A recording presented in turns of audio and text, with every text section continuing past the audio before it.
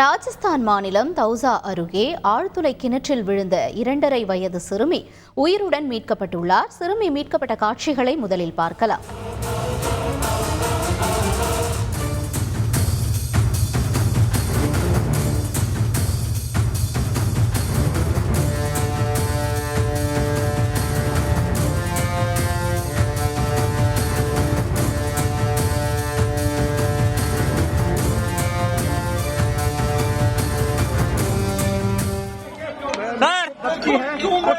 पहने हुए हैं, सैंडल पहने हुए हैं और ये प्रशासन आगे बच्ची से और आप देख सकते हैं कि बच्चों को बाहर निकाल दिया गया है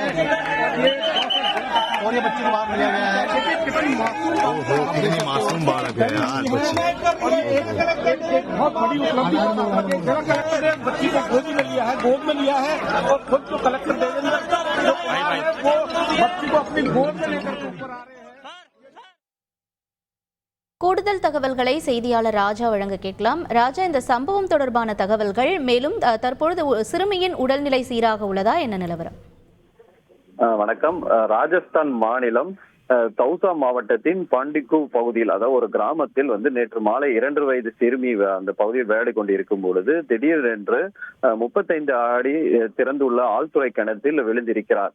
இந்த மாலை நடந்த சம்பவம், குழந்தை காணவில்லை என பெற்றோர்கள் தேட ஆரம்பிச்சது. அந்த குழந்தை ஆழ்துளை கிணத்தில் விழுந்த சத்தம் கேட்டு இருக்கிறது. சிறுமியின் அலாரம் சத்தம் கேட்டு அவர்கள் அக்கம் பக்கத்தினரும் தகவல் கொடுக்க உடனே மீட்பு குழு சம்பவ இடத்திற்கு விரைந்திருக்கிறார்கள். பேரிடர் மீட்பு குழு நேற்று இரவிலிருந்து அந்த பகுதி முழுவதும் ஜேசிபி இயந்திரங்களை வைத்து அவர்கள் பள்ளம் தோண்ட ஆரம்பிக்கிறார்கள்.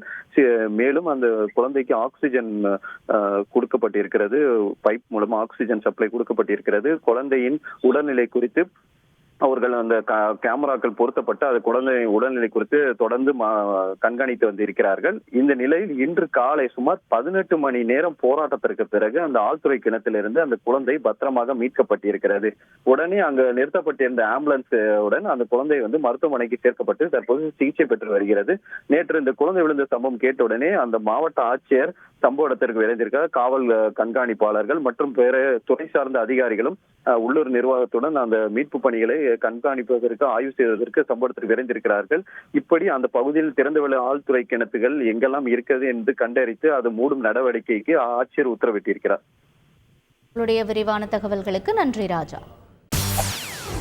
செய்திகளை உடனுக்குடன் தெரிந்து கொள்ள உடனே சப்ஸ்கிரைப் பண்ணுங்க.